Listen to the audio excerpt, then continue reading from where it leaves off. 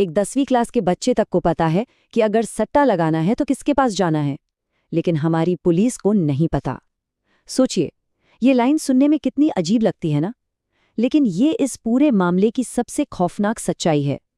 ये कोई मनगढ़ंत कहानी नहीं है, बल्कि उस विशाल और एकदम नॉर्मल हो चुके अवैध क्रिकेट सट्टेबाजी नेटवर्क की असली तस्वीर है, जिसने हमारे पसंदीदा खेल की जड़ों को अंदर तक खोखला कर दिया है। आज के इस एक्सप्लेनर में हम जो बात करने वाले हैं वो किसी डार्क क्राइम थ्रिलर से कम नहीं है। हम एक ऐसे दशकों पुराने षड्यंत्र का पर्दाफाश करेंगे जहां खतरनाक गैंगस्टर्स और अंडरवर्ल्ड माफियाओं का पीछा करते हुए हमारी जांच एजेंसियों का सामना बार बार क्रिकेट के उन नायकों से हुआ जिन्हें पूरा देश पूछता था। तो चलिए सीधे इस विषय की गहराई में चलते हैं और समझते हैं कि कैसे इन एक्सीडेंटल इंटरसेप्ट्स ने क्रिकेट के इस अंडरवर्ल्ड कनेक्शन को पूरी दुनिया के सामने लाकर खड़ा कर दिया। भाग 1, शुरुआती झटके। वो वक्त जब हमारी मासूमियत का पर्दाफाश हुआ। कहानी की शुरुआत होती है 1990 के दशक से। 1983 के ऐतिहासिक वर्ल्ड कप के बाद करीब 11 सालों तक हम और आप, मतलब आम जनता, इस फिक्सिंग के काले सच से पूरी तरह अनजान थी। हम बस खेल का जश्न मना रहे थे। लेकिन ये भ्रम टूटा सितंबर 1994 में, जब ऑस्ट्रेलिया की टीम पाकिस्तान दौरे पर गई। पहली बार मैच फिक्सिंग की अफवाहें उड़ी और फिर इसके बाद अक्टूबर 1997 में आई चंद्रचूड़ रिपोर्ट ने तो इस मासूमियत के पर्दे को पूरी तरह तार-तार कर दिया। अब जरा इस नंबर पर गौर कीजिए, $2,76,000। ये कोई छोटी मोटी रकम नहीं है। पाकिस्तान के सलीम मलिक ने ऑस्ट्रेलिया के दिग्गज शेन वॉर्न को जानबूझकर मैच हारने के लिए इतनी बड़ी रिश्वत ऑफर की थी। ये अपने आप में क्रिकेट इतिहास का एक बहुत बड़ा काला पन्ना है। हालांकि इस खुलासे के बाद सलीम मलिक पर एक ऐतिहासिक आजीवन प्रतिबंध लगा, लेकिन विडंबना देखिए, सालों बाद एक स्थानीय अदालत ने उस बैन को हटा भी दिया। और बात से विदेशी दौरों की नहीं थी। 1997 में मनोज प्रभाकर के एक इंटरव्यू ने तो भारतीय क्रिकेट में भूचाल हिला दिया। उन्होंने दावा किया कि 1994 के सिंग कप में एक मैच हारने के लिए उन्हें 25 लाख रुपए की पेशकश की गई थी। बाद में बीसीसीआई के पूर्व अध्यक्ष ने तो ये तक कह दिया कि ये ऑफर कथित तौर पर कपिल देव ने दिया था। लेकिन पता है हैरानी की बात क्या थी?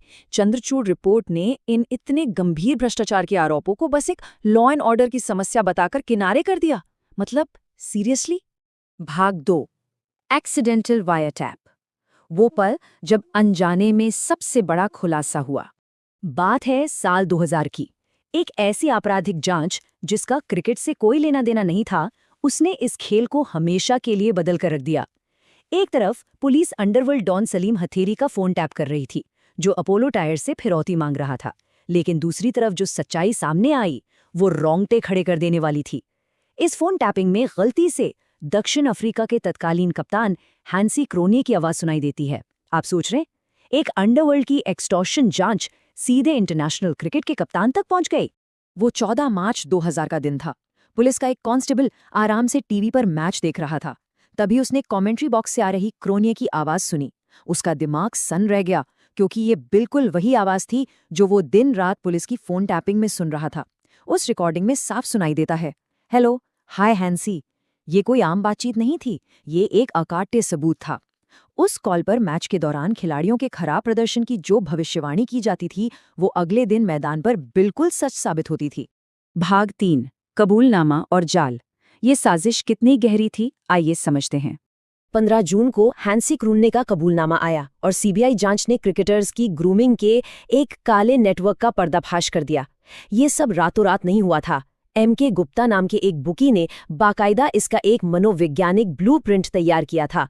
इनका तरीका बड़ा सटीक था। पहला कदम, लोकल रणजी मैचों में खेलने वाले गरीब लेकिन टैलेंटेड खिलाड़ियों को ढूंढना।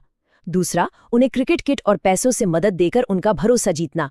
और तीसरा, जैसे ही वो नेशनल टीम में पहुंचे, उनसे अंदर की बातें निकलवाना। अजय शर्मा जैसे खिलाड़ियों को बिल्कुल इसी तरीके से फंसाया गया था। अब इस आंकड़े को देखिए, पूरे 50 लाख रुपए। दिल्ली के ताज पैलेस होटल के एक कमरे में मोहम्मद अजहरुद्दीन को टाइटन कप में जानबूझकर हार सुनिश्चित करने के लिए ये भारी भरकम एडवांस रकम दी गई थी। सटोरियो ने पूरी तैयारी कर ली थी कि मैच का नतीजा तो उनके पक्ष में ही आएगा। लेकिन यहाँ एक बहुत बड़ा ट्विस्ट आता है, जिसे हम सचिन तेंदुलकर एनोमली कह सकते हैं। ये एक बहुत गहरी विडंबना है कि टाइटन कप की इतनी बड़ी फिक्सिंग पूरी तरह से फेल हो गई। और इसका कारण क्या था? सचिन तेंदुलकर। उन्हें इस पूरी फिक्सिंग की हवा तक नहीं थी। उन्होंने उस दिन इतनी शानदार बल्लेबाजी की कि वो अकेले दम पर भारत को मैच जिता ले गए और इन सट्टेबाजी सिंडिकेट्स को करोड़ों का भारी नुकसान उठाना पड़ा। भाग 4 इतिहास दोहराया गया। इस बार मैदान था आईपीएल का। अब सीधा 13 साल आगे साल 2013 में चलते हैं। ये देखकर काफी अजीब लगता है कि हमारे सिस्टम ने इतिहास से कुछ सीखा ही नहीं। साल 2000 और 2013 के बीच की एक खौफनाक समानता देखिए। मकोका के तहत पुलिस अंतर्राष्ट्रीय आतंकवादी दाऊद इब्राहिम को पकड़ने निकली थी, लेकिन उनके वायरटैप में क्या मिला? श्रीसंत और आईपीएल का स्पॉट फिक्सिंग गिरोह। मतलब आतंकवादी को पकड़ने निकले थे और घरेलू लीग के खिलाड़ी जाल में फंस गए। बिल्कुल वैसा ही जैसा साल 2000 में हुआ था।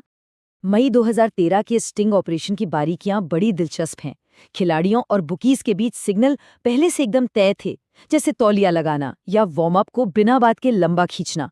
सेकंड लास्ट ओवर में कितने रन देने हैं ये एकदम फिक्स था। हालांकि एक मैच में अजीत चंडीला सिग्नल देना ही भूल गए, जिससे बुकीज भड़क गए। फिर 15 मई की सुबह 5 बजे पुलिस ने इंटरकॉन्टिनेंटल और ट्रायडेंट होटलों में छापामारी की। श्रीसंत पकड़े गए और उनके पास से 72,000 कैश और हाथों से लिखी डायरियां बरामद हुईं। सब रंगे हाथों पकड़े गए। भाग 5 अंडरवर्ल्ड कनेक्शन। ये तार असल में कहां से जुड़े थे? देखिए, ये पूरा मामला सिर्फ कुछ लालची खिलाड़ियों का नहीं था। सीएफएसएल की रिपोर्ट का निष्कर्ष बेहद डरावना था। जो नंबर इंटरसेप्ट किया गया था वो सीधा दाऊद इब्राहिम का था। इसका साफ मतलब ये है कि गली मोहल्ले से लेकर बड़े होटलों तक जो बुकीज फैले थे, उनका ये पूरा का पूरा विशाल नेटवर्क सीधे तौर पर अंडरवर्ल्ड के सरगनाओं द्वारा विदेशों से कंट्रोल किया जा रहा था। भाग 6 अनसुलझा अपराध। वो जुर्म जो आज भी हमारे सिस्टम को मुंह चिढ़ा रहा है। सबसे बड़ा सवाल यह है कि इतने पक्के सबूतों के बावजूद कोई बड़ी सजा क्यों नहीं हो पाती। एक तरफ पुलिस जो चार्ज लगाती है, जैसे 1867 का जुआ अधिनियम या मकोका, और दूसरी तरफ है हमारी कानूनी सच्चाई। सीबीआई की 75 पन्नों की विस्तृत रिपोर्टें कोर्ट में इसलिए ताश के पत्तों की तरह ढह जाती हैं क्योंकि खिलाड़ी कानूनी रूप से पब्लिक सर्वेंट नहीं माने जाते। आप खुद सोचिए, आधुनिक संगठित भ्रष्टाचार से निपटने के लिए हम आज भी 19वीं सदी के पुराने सट्टेबाजी कानूनों पर निर्भर हैं, जिसका नतीजा ये होता है कि ये करोड़ों के सिंडिकेट आसानी से बच निकलते हैं। तो जाते जाते मैं एक बहुत ही गंभीर और चुभने वाला सवाल आपके लिए छोड़कर जा रहा हूं। अगर 19वीं सदी के ये पुराने कानून आज भी इन संगठित सिंडिकेट्स की रक्षा कर रहे हैं, तो वास्तव में आज फोन के दूसरी तरफ कौन सुन रहा है? क्या आज का क्रिकेट पूरी तरह से साफ है, या फिर आज भी कोई अदृश्य शक्ति है जो इस खेल को अपनी उंगलियों पर नचा रही है? ये एक ऐसी सच्चाई है जो इस खेल से प्यार करने वाले हम सभी को सोचने पर मजबूर कर देती है।